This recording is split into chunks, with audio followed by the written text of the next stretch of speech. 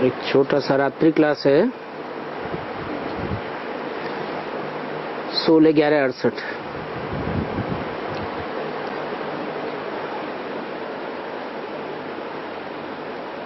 Remarks भर लिखते हैं, ये भी अच्छा है, परंतु लिखने वाले खुद भी कुछ समझते नहीं हैं।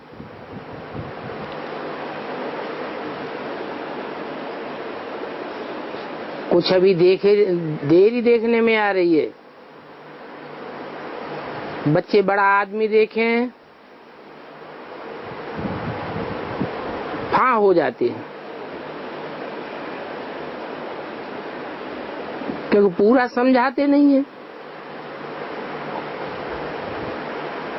कहना चाहिए ये राजधानी स्थापन हो रही है,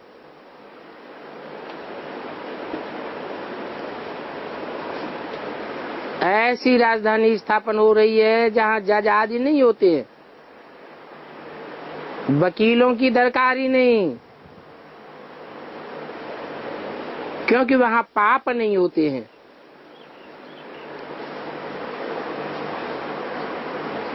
अपन को भी तैयारी करनी चाहिए उस राज्य में चलने के लिए। बाप तो कहते हैं जो पास्ट हुआ सो ड्रामा।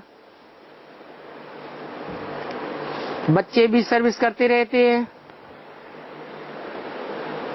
हर एक बच्चे अपना पुरुषार्थ करते हैं ऊंच पद पाने के लिए, क्योंकि यहाँ लॉटरी बहुत भारी है।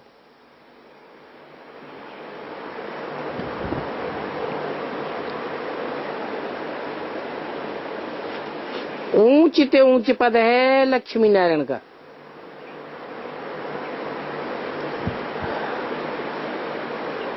तो इसमें जरूर संभाल से कदम उठाने होंगे। और ये बातें ऐसी भी नहीं है जो कोई समझ न सके।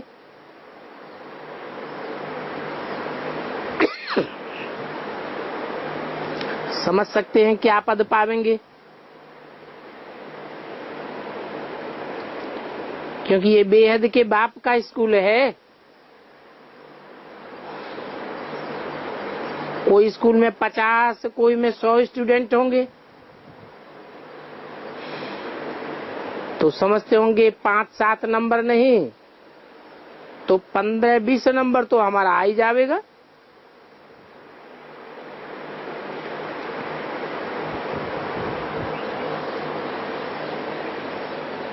स्कूलों में छोकरे और छोकरियां होती हैं ना,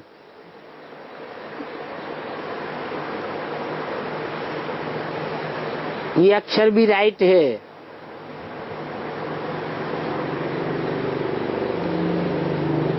परंतु समझते नहीं हैं। बच्चों को मालूम नहीं पड़ता है। ये तो तुम जानते हो कितना ऊपर से नीचे गिरे हैं, चोटी से नीचे गिरे हैं। चोटी क्या है?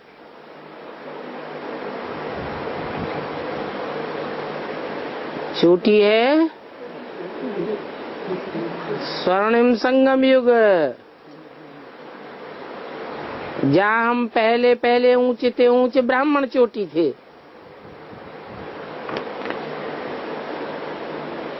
फिर कलयुग के अंत में आकर के एड़ी तक नीचे गिर गए, शूद्र बन पड़े। अभी फिर हमको चोटी पर चढ़ना है।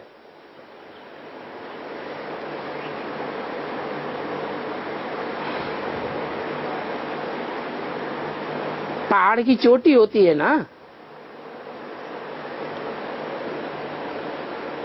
ऊंचे से ऊंची चोटी कौन सी है दुनिया में?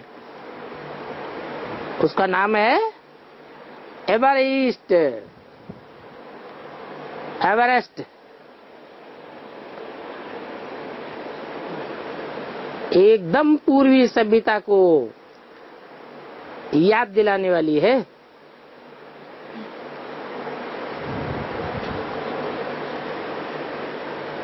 ऊंचे से ऊंची सभ्यता है लक्ष्मी नारायण की।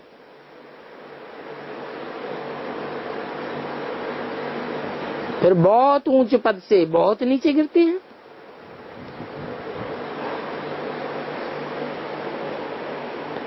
यहाँ संगम युग में शूटिंग होती रहती है।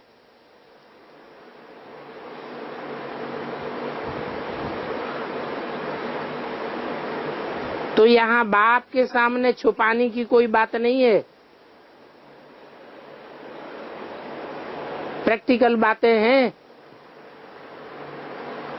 ऊंचा चढ़ते चढ़ते एकदम नीचे गिरते हैं। परंतु इन बातों को भारतवासी अंत में समझेंगे।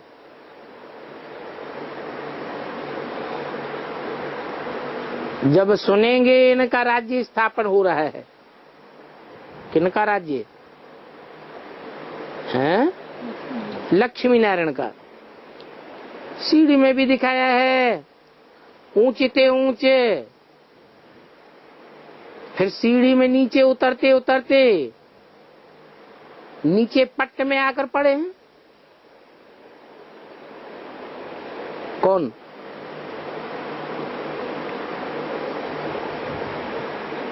सीढ़ी में ऊंचे थे ऊंचे लक्ष्मी नारायण।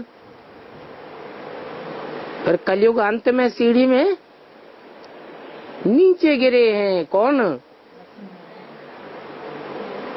बैगर के रूप में। बच्चे जानते हैं, हम एकदम नंबर 1 ढाके से 84वें नंबर ढाके में आ गए। ढाका माने सीढ़ी। फिर चढ़ने का उपाय भी बाप अति सहज बतलाते हैं। क्या बतलाते हैं? अपन को आत्मा समझ, बाप को याद करो तो ये एकदम ऊंची सीढ़ी पर पहुंच जाएंगे।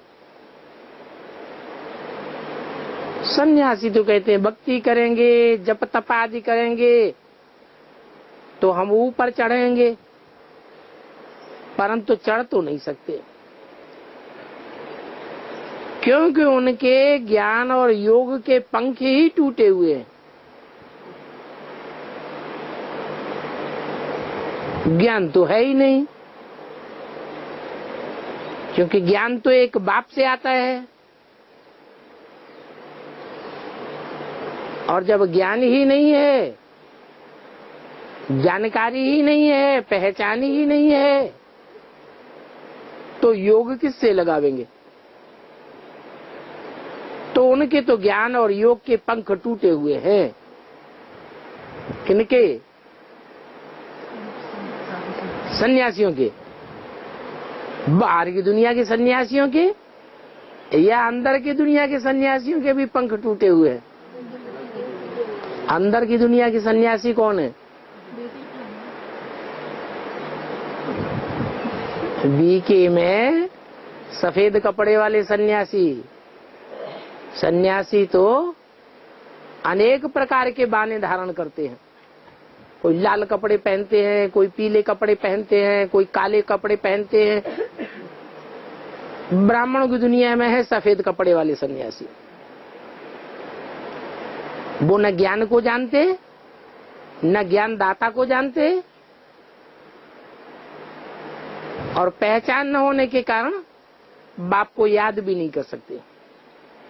तो उनके तो ज्ञान और योग के पंख टूटे हुए हैं, और अभी तुमको पर मिल रहे हैं। कौन से पर?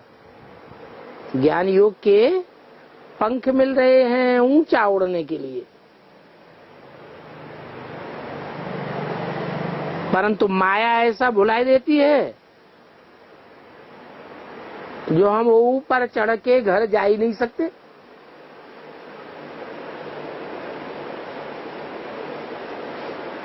दिखाते हैं शास्त्रों में, जटायु के माया रावण ने पंख काट लिए तो नीचे गिर गया।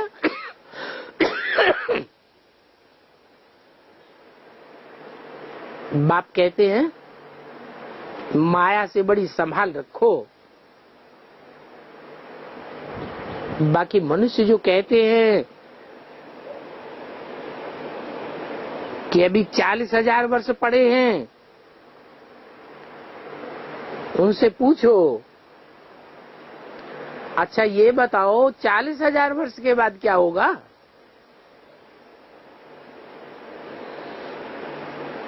वो बता ही नहीं सकेंगे।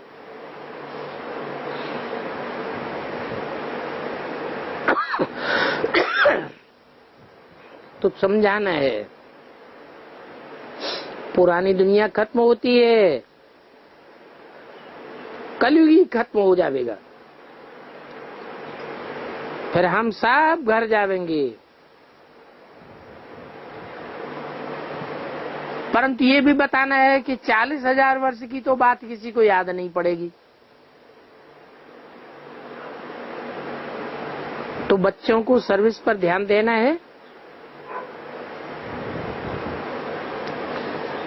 सर्विस वगैरह डिस सर्विस ही करते रहेंगे। जो सर्विस नहीं करते हैं वो जरूर डिस सर्विस करते हैं।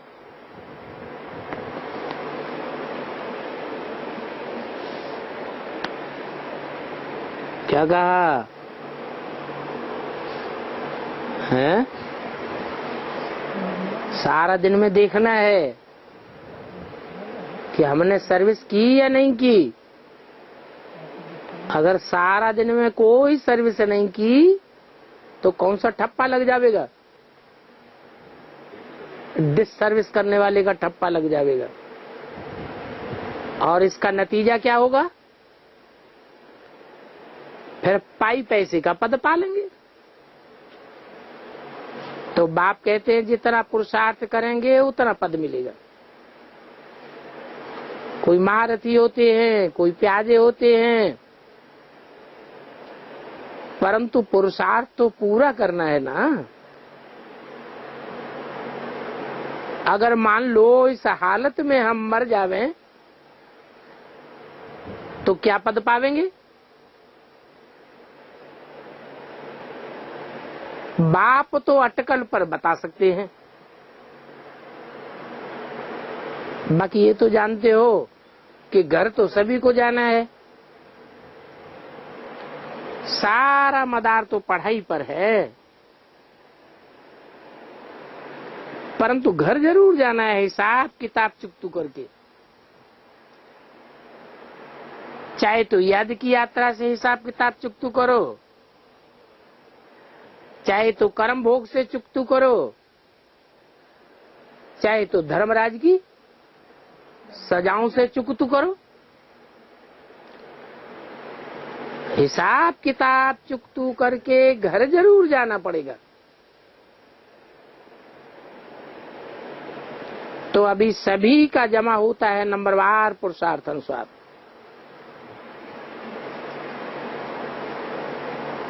कल पहले तुमने जो जमा किया था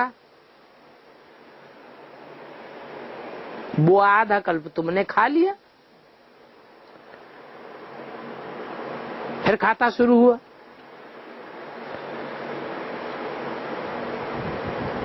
पापों का खाता 63 जन्म वाला।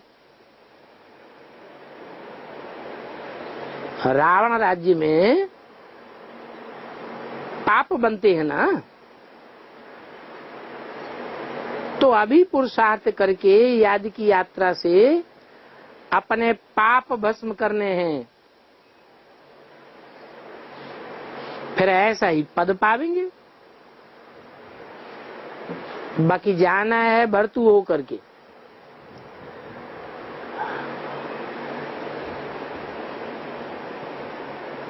जैसे नार की कंगनी होती है ना, कुएं में बाल्टियां जाती हैं, खाली होकर भरती हैं, फिर ऊपर जाकर के खाली होती है, फिर नीचे खाली आती है, फिर भरती है, ऐसे चलता रहता है ना।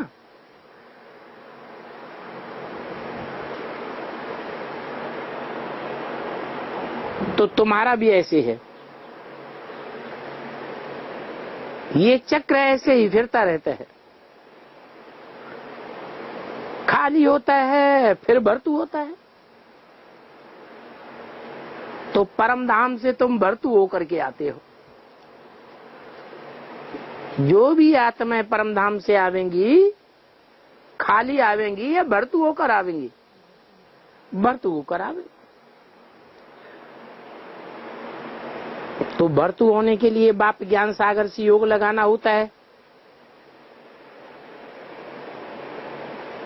जितना योगी होगा उतना बाप का सहयोगी होगा, और बाप के काम में जितना सहयोग करेगा तो बाप उसको पहले पहले घर ले जाएंगे। बाप कहते हैं I am most obedient servant. तो ऐसा ही आवाज बच्चों का भी निकलना चाहिए क्या?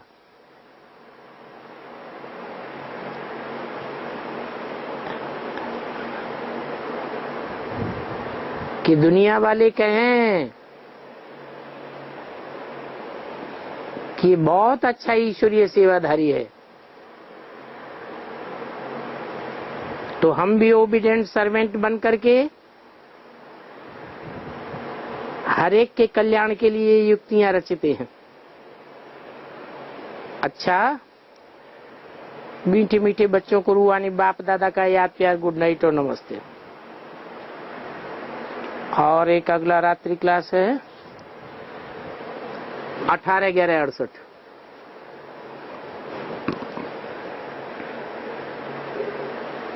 बाप भी आ गया, टीचर भी आ गया और गुरु भी आ गया।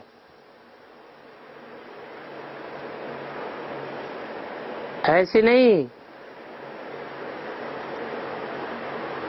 कि बाप आया है, टीचर आया है, गुरु बाद में आवेगा। नहीं, एक ही रूप में बाप भी है, टीचर भी है, गुरु भी है। वो ही बाप स्वर्ग की स्थापना करते हैं, जो हमारा बाप भी है, टीचर भी है, गुरु भी है। तो जरूर कोई को बताया होगा। तुम गॉडफादर को याद करते हो, मालूम है कि वह टीचर भी है। बैज तो तुमको लगा रहता है, तो चलते फिरते भी कोई का कल्याण कर सकते हो। फिर कोई माने या ना माने, कोई बगल में दूसरा खड़ा होगा तो वो भी सुनता रहेगा। पूछो, तुम परमपिता परमात्मा को जानते हो? वो परमपिता परमात्मा शिव बाबा है, वो सभी आत्माओं का बाप है। जैसा बाप वैसे बच्चे। बाप लिंगाकार दिखाया जाता है, तो बच्चे क्या लिंगाकार हैं? बताओ। लिंगाकार बच्चे नहीं हैं, लेकिन बाप जो है वो निराकार दिखाया गया है लिंग के रूप में। तो बच्चे भी निराकार आत्माएं हैं, वो निराकार आत्माओं का बाप है। निराकार का मतलब ऐसे नहीं कि कोई आकार है ही नहीं, है तो, लेकिन वो इतना सूक्ष्म है कि इन आंखों से आत्मा दिखाई नहीं पड़ती है। आत्माएं भी नहीं दिखाई पड़ती है, तो परमात्मा बाप भी इन आंखों से दिखाई नहीं पड़ता है। बाकी है तो बिंदु, आत्माएं भी बिंदु, परमपिता परमात्मा बाप वो भी बिंदु, उस बिंदु का बड़ा आकार शिवलिंग बनाते हैं। वो कहेंगे जब एक ही जैसे हैं, आत्माएं भी बिंदु, बाप भी बिंदु, तो फिर एक जैसा ही बनाना चाहिए ना। आत्माओं को शालिग्राम के रूप में छोटा छोटा बना देते हैं और शिवलिंग को बड़ा बना देते हैं। ऐसे क्यों? तो बताना चाहिए बाप बड़ा है ना, बड़ा बड़े काम करता है, तो बड़ा दिखाने के लिए लिंग को क्या कर दिया है? बड़ा दिखाई दिया है। आत्माओं ने छोटा छोटा थोड़ा थोड़ा सहयोग किया है बाप के काम में, तो उनको शालिग्राम के रूप में छोटा छोटा दिखाया है। बाकी शालिग्रामों को बंधन दिखाते हैं, सांप जैसा लिपटा होता है ना, वो है कर्म बंधन। और बाप को तो कोई कर्म बंधन लगता ही नहीं है।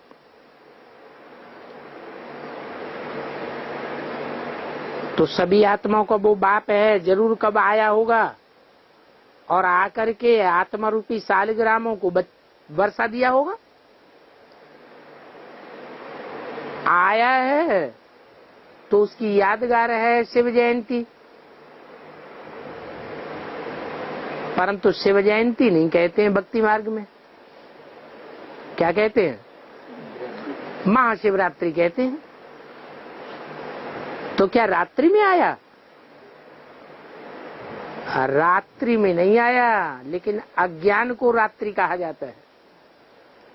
कलयुग में होती है अज्ञान की रात्रि, सतयुग में अज्ञान की रात्रि थोड़ी कहेंगे। क्यों?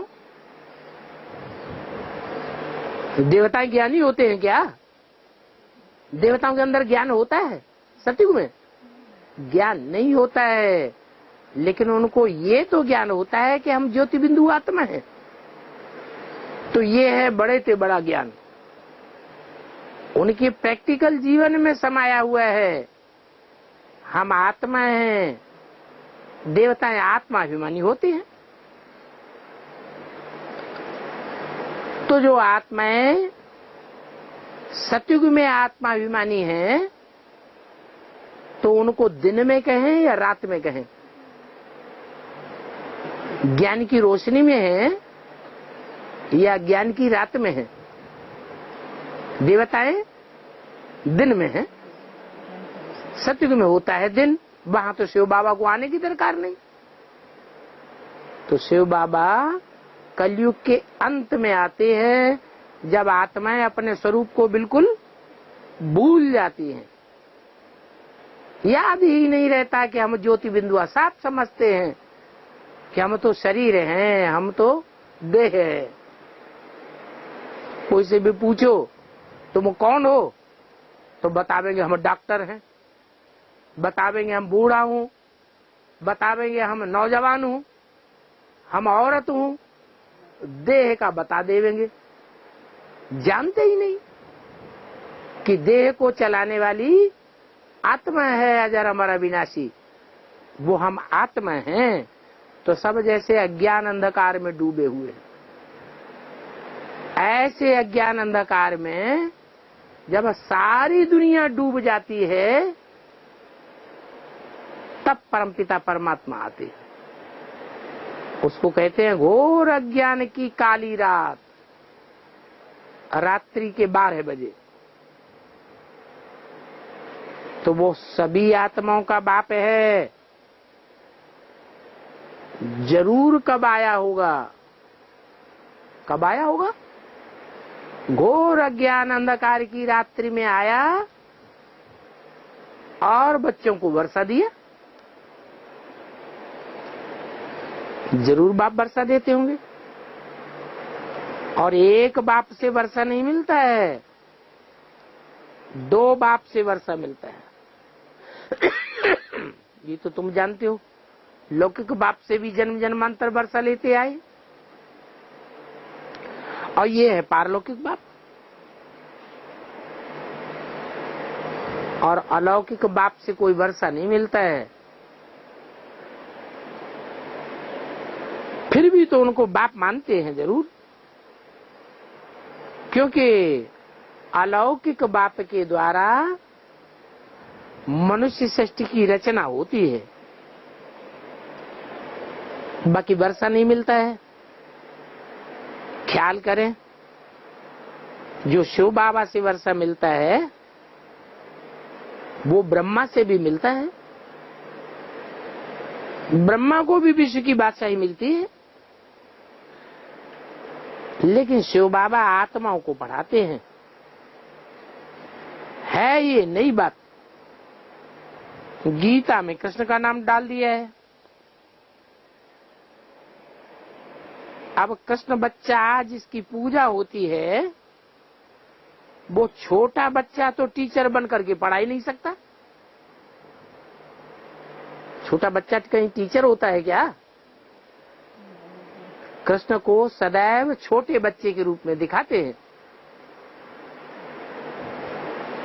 बड़े के रूप में पूजा नहीं दिखाते हैं।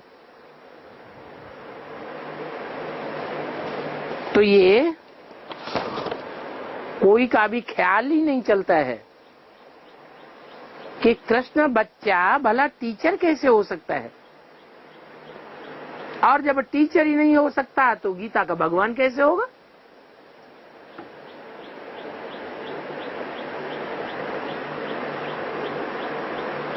पूछना चाहिए। तुम सदैव कृष्ण को बच्चे के रूप में बनाते हो, मंदिरों में दिखाते हो, वो कभी बड़ा बना या नहीं बना? क्या सदैव छोटा ही रहा?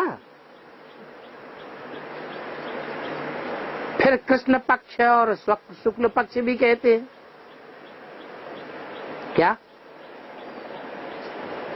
चंद्रमा की जब चढ़ती कला होती है तो शुक्ल पक्ष कहा जाता है, पूर्णमासी तक, और जब घटती कला होती है तो कृष्ण पक्ष कहा जाता है। तो देखो, ये रोशनी और अंधियारे वाली बात हो गई। शुक्ल पक्ष है रोशनी और कृष्ण पक्ष है अंधियारा। है तो ये कॉमन बात। अपन फिर बेहद का दिन और बेहद की रात बताते हैं। बेहद का दिन सत्य को त्रेता, बेहद की रात द्वापर कलयुग। तो फिर बुद्धि में आ जाना चाहिए ना। क्या बात बुद्धि में आ जाना चाहिए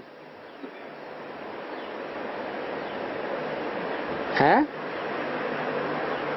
कि संगम युग में ही कृष्ण की आत्मा शुक्ल पक्ष में अंत में आती है और पहले कृष्ण पक्ष में पार्ट बजाती है।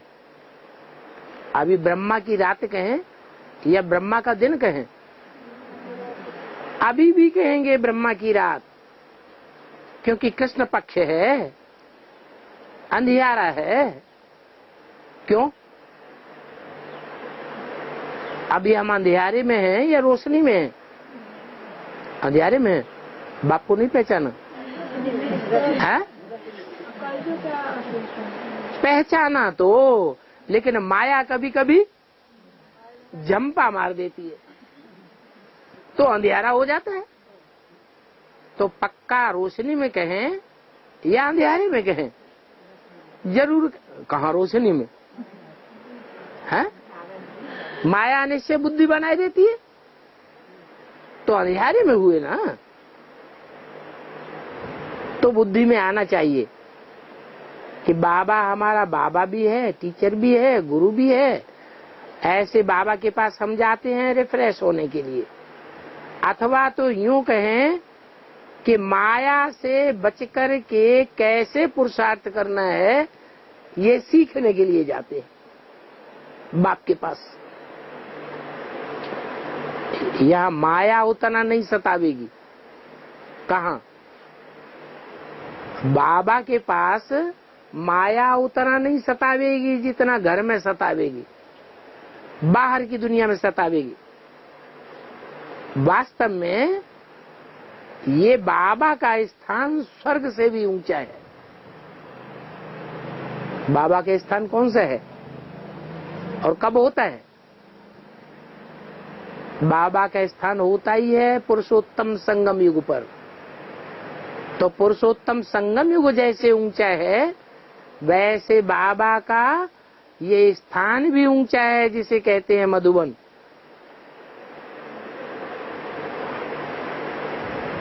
और ये भी जानते हो कि काल उनको खाता है जो देह अभिमानी होते हैं। जो आत्मा अभिमानी हो जाते हैं उनको काल खाता नहीं है। देवताओं को कोई काल खाता है क्या? नहीं खाता। देवता मरते नहीं है, हैं? शरीर नहीं छोड़ते। शरीर तो छोड़ते हैं, लेकिन स्वेच्छा से शरीर छोड़ते हैं। हंसते हंसते शरीर छोड़ते हैं। अपनी इच्छा से जो काम किया जाता है उसे काल खाना नहीं कहा जाता। देह अभिमानी तो आप ही पुरुषार्थ करते हैं शांति धाम जाने के लिए। जो देही अभिमानी होंगे वो शांति धाम जावेंगे।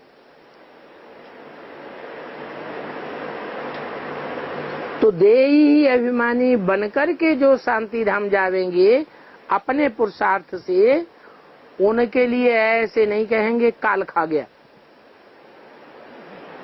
किनको कहेंगे? जिन्होंने पूरा पुरुषार्थ नहीं किया होगा आत्माभिमानी बनने का, उनको फिर धर्मराज की सजाएं खा करके बाप के घर में जाना पड़ेगा। तो कहेंगे काल खा गया। अब तुम समझ गए कि शूद्र संप्रदाय के लिए कहेंगे काल खा गया। तुम तो पक्के ब्राह्मण सो देवता बनते हो, तो तुम्हारे लिए थोड़े ही कहेंगे काल खा गया। तुम तो पुरानी दुनिया से जाते हो बुद्धि योग के द्वारा। ये बेहद का सन्यास है। वो सन्यासियों का तो हठ योग है। हठ पूर्वक घर बार छोड़ देते हैं, परंतु बुद्धि योग कहाँ जाता रहता है? घर बार तो छोड़ देते हैं, परंतु उनकी बुद्धि कहाँ जा भागती रहती है? वो ही घर घाट में भागती रहती है। तो उनका तो हठ योग है। तुम्हारा फिर है राजयोग, बेहद का सन्यास। जो सन्यास तुम इस संगम युग पर ही कर सकते हो। तुम जानते हो अभी ये पुरानी दुनिया कब्रिस्तान होनी है। तुम्हारे लिए ये बेहद का सन्यास सहज क्यों हो गया? क्योंकि सन्यासी हठ पूर्वक त्यागते हैं, तो उन्हें तो ये पता ही नहीं होता दुनिया खलास होने वाली है। और हमको तो अभी पता हो गया क्या कि ये दुनिया खलास होने वाली है। इसलिए हम तो सहज सहज बुद्धि योग से इस पुरानी दुनिया को त्याग देते हैं। क्यों? क्योंकि जानते हैं ये पुरानी दुनिया कब्रिस्तान बनने वाली है। सबके शरीर कहाँ दब जावेंगे? हैं? इस कब्रिस्तान की मिट्टी में दब जावेंगे। कब्रिस्तान क्यों कहा जाता है? हिंदुओं में कब्रिस्तान कहा जाता है? हिंदुओं में कहते हैं शमशान, और मुसलमानों में क्रिश्चियंस में कहते हैं कब्रिस्तान। कब्रिस्तान क्यों कहते हैं? क्योंकि क्रिश्चियंस या मुसलमान जब मरते हैं तो उनको जमीन में गाड़ा जाता है। और हिंदू जब मरते हैं तो उनको आग में जलाया जाता है। माना ये परंपरा अभी संगम युग पर पड़ती है। जो पक्के पक्के ब्राह्मण सो देवता सो हिंदू बनते हैं, वो अपने देह अभिमान को जला देते हैं योगाग्नि में। इसलिए उनकी यादगार में हिंदू लोग भी शरीर को जलाते हैं। और मुसलमान क्रिश्चियन क्या करते हैं?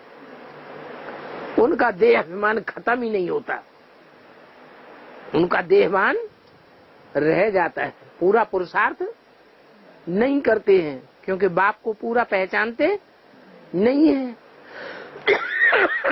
तो पूरा न पहचानने के कारण, देहभान रह जाने के कारण वो देह को देहभान की मिट्टी में दबा देते।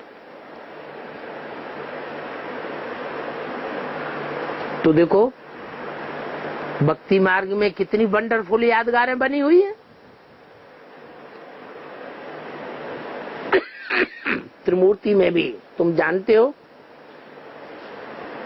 कि एक मूर्ति के द्वारा स्थापना, दूसरी मूर्ति के द्वारा पालना, तीसरी मूर्ति के द्वारा विनाश दिखाते हैं। ब्रह्मा द्वारा नई दुनिया की स्थापना,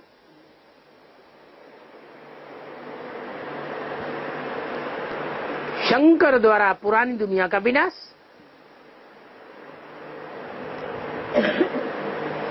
ये भी जरूर होना तो है ना। बीच को संगम युग कहते हैं, परंतु इनका किसी को पता नहीं है। क्या कहा? अभी क्या हो रहा है?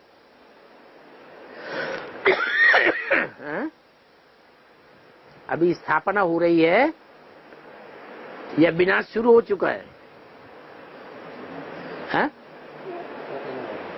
विनाश खत्म हो गया? हाँ? विनाश हो रहा है? कहाँ हो रहा है? ऐसे तो रोज मरते बिल्लाते रहते हैं। हजारों साल से मरते बिल्लाते चले आए। ये कोई विनाश थोड़ा ही है। विनाश तो बाबा ने कहा तब होगा जब तुम्हारी राजधानी स्थापन हो जाएगी, जब तुम्हारा राज्य स्थापन हो जाएगा तब इस दुनिया का विनाश होगा। तो विनाश बाद में होगा और स्थापना कब होती है? स्थापना पहले होती है। तो पहले स्थापना, बाद में विनाश और बीच में पालना। तो इस पालना के बीच के टाइम का किसी को पता नहीं है कि वो बीच का टाइम कौन सा है। पक्का कह देते हैं संगम युग। ब्राह्मण भी बता देते हैं कि 100 साल का संगम युग। लेकिन 100 साल के संगम युग में भी तो स्थापना का काम चलता है और बाद में विनाश का काम भी चलता है। तो दोनों के बीच का टाइम कोई होता होगा ना। पुरुषोत्तम मास यादगार मनाते हैं कितने साल के बाद है? हर चौथी साल पुरुषोत्तम मास मनाते हैं। तो बच्चों को भी ये ख्याल आना चाहिए कि हम बेहद के बाप के पास जाते हैं, बेहद के टीचर, बेहद के सदगुरु के पास जाते हैं। यह है जैसे कि पत्थर फेंकना। क्या दूसरों को जब हम दुनिया वालों को बताएंगे, वो पूछेंगे कहाँ जाते हो, तो बताओ हम बेहद के बाप के पास जाते हैं, सुप्रीम सोल के पास जाते हैं। वो हमारा बाप भी है, सुप्रीम टीचर भी है, सुप्रीम सदगुरु है, हम उसके पास जाते हैं। तो कहेंगे अच्छा तुम भगवान के पास जाते हो, हम का शैतानों के पास जाते हैं। तो ये है पत्थर फेंकना। वो आप ही पूछेंगे। तो बताओ, भारत को बेहद का वर्षा था ना, भारतवासी स्वर्ग के मालिक थे, भारत में पैराडाइज था ना, और उस समय कोई धर्म नहीं था सिवाय भारतवासियों के देवी देवता सनातन धर्म के। ज्ञान तो बहुत सहज है, सिर्फ बाप को याद करने की मेहनत है। क्यों? क्योंकि बाप को याद करने से ही हम पावन बनेंगे। जिसको आदत पड़ जाएगी याद करने की, वो क्या करेंगे? है? जिनको आदत पड़ जाएगी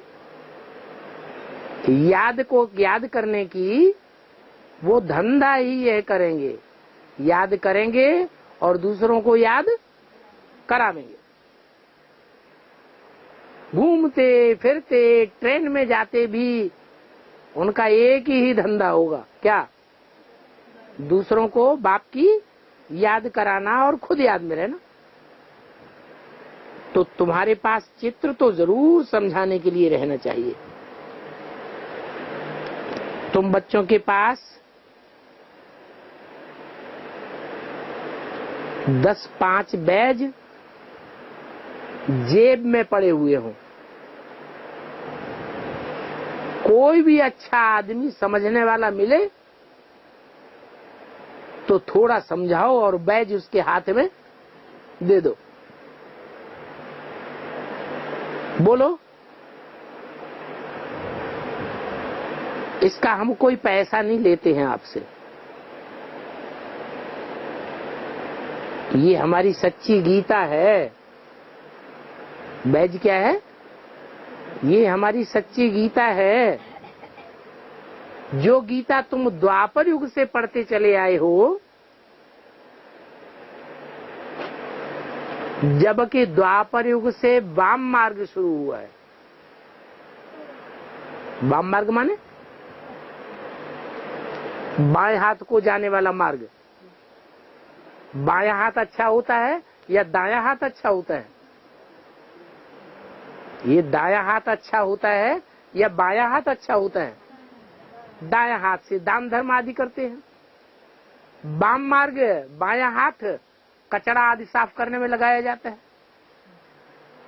तो वाम मार्ग द्वापर युग से शुरू हुआ है। जब से ये वाम मार्ग शुरू हुआ है, तब से तुम वो झूठी गीता पढ़ते आए हो। हम तुम्हें ये सच्ची गीता देते हैं। इसमें एक तरफ है त्रिमूर्ति शिव और दूसरी तरफ है लक्ष्मी नारायण का चित्र। तुम जो गीता पढ़ते आए हो वो वाम मार्ग की रावण राज्य की गीता है। उस समय से मनुष्य पतित हुए हैं, इसलिए उसका नाम द्वापुर है, द्वैतवादीपुर है। 2-2 धर्म, 2-2 राज्य, 2-2 कुल, 2-2 भाषाएं शुरू हुई और लोग आपस में लड़ने लग पड़े, इसलिए उसको द्वैतवादी युग कहा जाता है। ये द्वैतवादी युग दैत्यों का युग है। किसका है? दैत्यों का युग है। दैत्य किसकी औलाद होते हैं? दैत्य दिति की औलाद हैं। कहते हैं कश्यप ऋषि को 2 पत्नियां थीं, दिति और अदिति। तो जो द्वापर युग से दैत्यों का राज्य है, वो दिति के पुत्र दैत्यों का राज्य है। बाप आकर के अद्वैत राज्य की स्थापना कराते हैं इस सच्ची गीता के द्वारा। इस सच्ची गीता में सारा ज्ञान भरा हुआ है। बैज की तरफ इशारा कर दो। द्वापर युग से तो मनुष्य पतित हुए हैं, सतयुग में मनुष्य पावन थे, फिर त्रेता के अंत में रावण ने आकर के देवताओं को पतित बनाया। रावण राज्य को पतित राज्य कहा जाता है। तुम बच्चों की बुद्धि में ये सारा ज्ञान अच्छी तरह ठोसा हुआ रहना चाहिए। जो और कोई दुनियावी बातें मुख से निकले ही नहीं, इतनी खुशी में मगन होकर के समझाना चाहिए। बहुतों का कल्याण होगा, फिर तुमको भी लिफ्ट मिल जाएगी।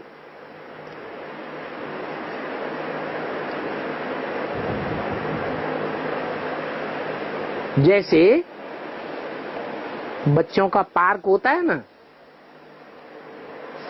तो उसमें एक सीढ़ी होती है, ऐसे करके चढ़ते हैं, फिर ऊपर से रपकते हैं। तो चढ़ने में मेहनत लगती है या रपक के नीचे आने में मेहनत लगती है? चढ़ने में मेहनत लगती है, और रपकते हुए तो आराम से नीचे चले आते हैं। तो तुम जैसे खुशी में उतरते हो, ऐसे तुम खुशी में चढ़ भी जाएंगे। उतरने में तुमको ज्यादा टाइम लगता है।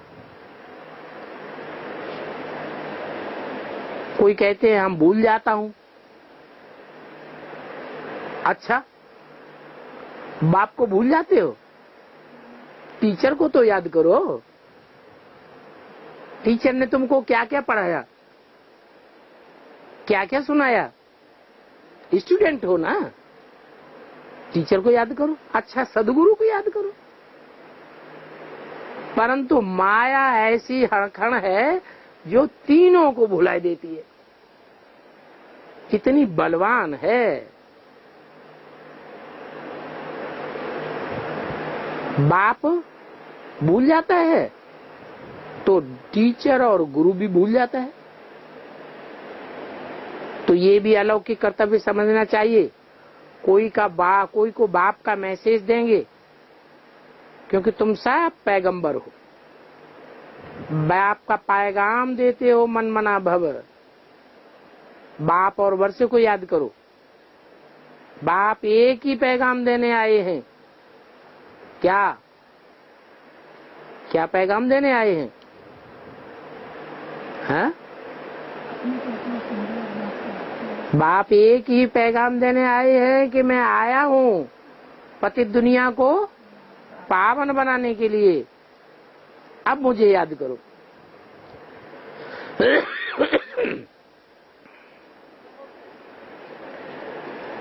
मोस्ट इजी बात है, दुनिया में कोई नहीं जानते हैं। अपन को आत्मा समझ मुझे याद करो तो विश्व की बात सही मिलेगी। बस है कितनी सहज बात। बच्चे ढेर के ढेर बैठे हैं, समझते हम घड़ी घड़ी भूल जाते हैं। 2-2.5 घंटे से ज्यादा चार्ट तो किसी का नहीं रहता होगा।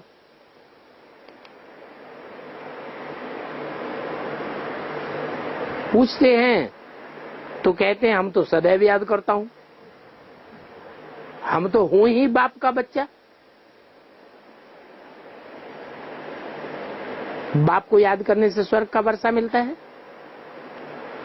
वहां स्वर्ग में देवताएं रहते हैं। तो तुम बच्चों को दैवी गुण भी धारण करना है, बाप से राय भी लेनी चाहिए। ये देवताएं सर्वगुण संपन्न है ना, तो ऐसा देवता बनना भी है। बाप कहते हैं मैं पावन बनने का रास्ता बताने आया हूं। क्या कहा? मैं कौन सा रास्ता बताता हूं? पावन बनने का रास्ता बताता हूं। फिर बच्चे पतित क्यों बन पड़ते हैं बीच बीच में? हैं? माया रावण पतित बनने का रास्ता बता देती है। बाप मुंडी इधर घुमाते हैं, माया रावण उधर घुमा देती है। ऐसी जबरदस्त माया है। देखो, इतना सहज ज्ञान, इतनी सहज याद होते हुए भी माया कितनी कमाल करती है। ऐसी जबरदस्त है तो जरूर बच्चों के ऊपर जीत पा लेती है। जब तक दुनिया का विनाश हो तब तक ये माया लड़ती ही रहेगी। क्या कहा है? ये पतित दुनिया का जब तक विनाश हो, यानी ये पतित दुनिया जब तक बुद्धि में याद आती है तब तक माया से हमको लड़ाई लड़नी पड़ेगी। कब तक लड़नी पड़ेगी? जब तक ये पतित दुनिया हमारी बुद्धि में याद आती है। तो पतित दुनिया को भूलना है, पावन दुनिया को याद करना है, बाप को याद करना है, घर को याद करना है। पतित दुनिया को भूलते जाना है। जब तुम्हारी माया से युद्ध पूरी हो गई तो तुम्हारा ज्ञान खलास हो जाएगा। क्या ये ज्ञान कब तक है? तब तक है जब तक हम देहभान में जीते हैं, तब तक हमको पीना है। जब तक जीना है तब तक पीना है। काय में जीना है? जब तक देह अभिमान में जीना है तब तक हमको ये ज्ञान पीते रहना है। तुम बच्चों को बाप पढ़ाते हैं तो देखो तुम्हारी पढ़ाई कितनी ऊंच है, परंतु तुम कितने साधारण बैठे हुए हो। वो कॉलेज में पढ़ते हैं, रिसर्च करते हैं, ऊंचे ऊंचे स्टूडेंट समझते हैं अपन को, तो उनको तो कुर्सियां मिलती हैं बैठने के लिए, मेज मिलती है, सोफा सेट वाली कुर्सियां मिल जाती हैं। और तुम कितने साधारण पट्ट पर बैठे हो। सभी कहते हैं कि हम यूनिवर्सिटी में पढ़ने जाते हैं। कौन सी यूनिवर्सिटी में? ईश्वरीय यूनिवर्सिटी में पढ़ने जाते हैं। स्कूल में भी नहीं जाते, कॉलेज में भी नहीं। कहाँ पढ़ने जाते हैं? यूनिवर्सिटी में पढ़ने जाते हैं। क्यों? स्कूल में क्यों नहीं? स्कूल में तो बेसिक के बच्चे जाते हैं कि बड़े बच्चे जाते हैं? छोटे छोटे प्राइमरी स्कूल के बच्चे जाते हैं ये स्कूल में पढ़ने के लिए। और तुम्हारा तो क्लास ट्रांसफर हो गया। कहाँ ट्रांसफर हुआ? स्कूल से कॉलेज में ट्रांसफर हुआ और कॉलेज से यूनिवर्सिटी में चले गए। जो यूनिवर्सिटी में रिसर्च स्टूडेंट होते हैं वो तो मनन चिंतन मंथन करके नई नई बातें निकालते हैं। तो तुम तो यूनिवर्सिटी के स्टूडेंट हो गए। तो मनुष्य तुम्हारी बातें सुनकर के बंडर खावेंगे। क्या क्या बंडर खावेंगे? अरे ये स्कूल से भी ऊपर चले गए, कॉलेज से भी ऊंचे स्टूडेंट बन गए, ये तो एकदम रिसर्च स्कॉलर हो गए। है तो ये शिव बाबा की एक ही हट्टी, पढ़ाई की एक ही हट्टी है। स्कूली पढ़ाई से लेकर के यूनिवर्सिटी तक की एक ही हट्टी है। जिस हट्टी से बेहद की विश्व की बादशाही का वर्षा मिलता है। तो सच्चे सच्चे जवाहरात ये हैं, सच्ची सच्ची ज्ञान रत्नों की हट्टी ये है। तो इन रत्नों को बड़े चाव से इकट्ठा करना चाहिए। जो जितना रत्न इकट्ठे करते हैं अपनी बुद्धि रूपी झोली में, उतना ही ऊंच पद पावेंगे। अच्छा, सर्विस करने से ऊंच पद मिलता है या ज्ञान रत्न इकट्ठे करने से ऊंच पद मिलता है? हैं? सर्विस करने से मिलता है। क्यों? हाँ, सर्विस भी हम तभी कर सकेंगे जब हमारे अंदर ज्ञान होगा। ज्ञान ही नहीं होगा तो दूसरों की सेवा भी नहीं कर सके। जितना ज्ञान गहराई से उठाया होगा उतना हम गहराई से दूसरों को समझा सकेंगे, और जितना हम समझा सकेंगे, जितनी सेवा करेंगे, उतना हमारा ऊंच पद बनेगा। अच्छा, मीठी मीठी रूहानी बच्चों को रूहानी बाप दादा का याद प्यार, गुड नाइट और नमस्ते।